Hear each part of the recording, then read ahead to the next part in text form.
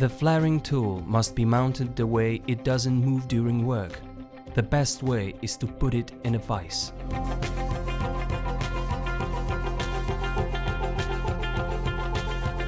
Place flaring tool head and the clamps.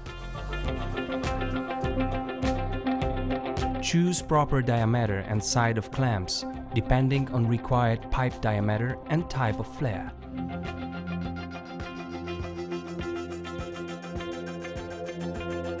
Put the lever from a side of a tool. The tool is ready to work.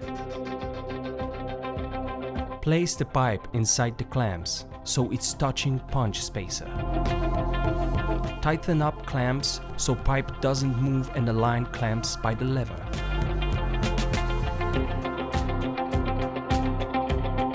Rotate the tool head to choose required punch.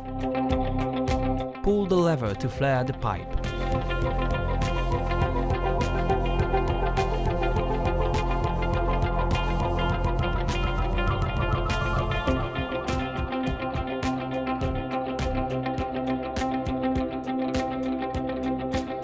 Put on properly selected nipples and repeat flaring process on the other pipe's end.